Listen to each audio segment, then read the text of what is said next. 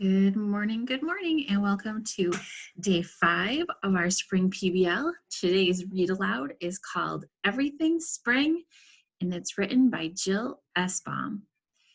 So today, while I'm reading, I would like you to think about how you use your senses in spring. What do you see, hear, feel that is uniquely spring? And you're going to write and draw about it after listening to this book, Everything Spring by Jill Esbaum. See, hear, and feel the warmth of springtime by reading about chicks, bunnies, and other baby animals that come out to play in school in spring. You never know where a new friend might pop up.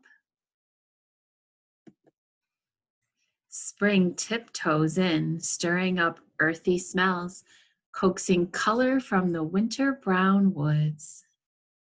And it's true, brown is a color I always associate with spring because you start seeing the ground again. In new undergrowth, barely visible, spots, curled up, legs tucked, a newborn fawn watches. Spring nudges awake slumbering trees. Leaves unfurl to hide fluffy nestlings gobbling a buggy breakfast. And here are those fluffy nestlings down here. Mama bird comes to feed them. Spring pulls flowers and rubbery mushrooms from unexpected places. Abracadabra. So like magic. Flowers and mushrooms bloom and sprout. Spring welcomes new arrivals. Deep in the meadow grass, velvety bunnies huddle, nose twitch, twitch, twitching. I bet that grass feels soft and warm. Fuzzy ducklings totter to a rippled pond. Splish, splash, in they go, webby feet, piddle-paddling. I bet they feel the coolness of the water on their feet. Spring babies to the barn. Oh, spring brings babies to the barnyard. Peep, peep, peep. Hoppy yellow chicks explore beyond the nest. Silken piglets root for breakfast. Squeak. Spring scatters dandelions across a dewy hillside. Wobbly lambs kick up their heels with new friends.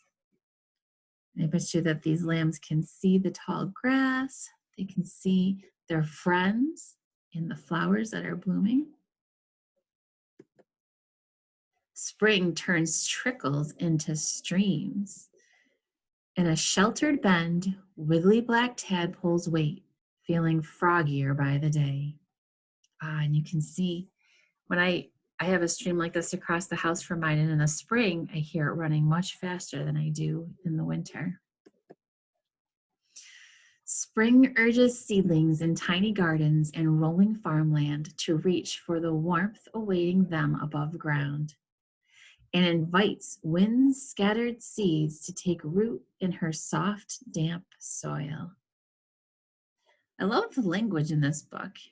It makes the earth feel and sound like something that's alive and vibrant. Spring drags a gray blanket across the sky. Plip, plop, plip. Every creature scurries home to sit tight till the rumbly storm passes. And the spring bright sun shines again. Well, this was a really pretty book with lots of great illustrations. Ooh, let's check out the quiz. So if you want to read this book again, it's right up on Epic. All right, on page 4, the text says that spring nudges awake slumbering trees. What does the text mean by slumbering? Oh, trees are dormant in the winter, which means they are less active. The trees fell asleep. The trees are bright and awake, and the trees can't sleep. So we would not have to nudge awake something that's awake. I think that trees are dormant. Okay. The text says that spring welcomes new arrivals. What does this mean? Spring is when many animals have babies. Animals migrate in the spring. Animals only make new friends in the spring. Okay, so spring, welcoming new arrivals. What do they mean by the new arrivals? Probably the babies. What does the text mean when it says that spring drags a gray blanket across the sky? Oh, that's a great image. It's like, it's just pulling the clouds in. It's always night in the spring. The sky is waking up. The sky was cold, so it is wearing a gray blanket. Or the sky is gray, dark, and rainy. I'm looking out right now. It's kind of cloudy.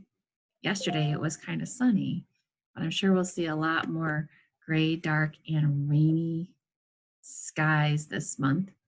What does tiptoes mean on page 22? Very high up, carefully and quietly, loud and clambering, or heavy-footed. Tiptoe. When you're tiptoeing, what are you trying to do? You're trying to sneak. So I think that would be carefully and quietly. Woohoo! Nice job.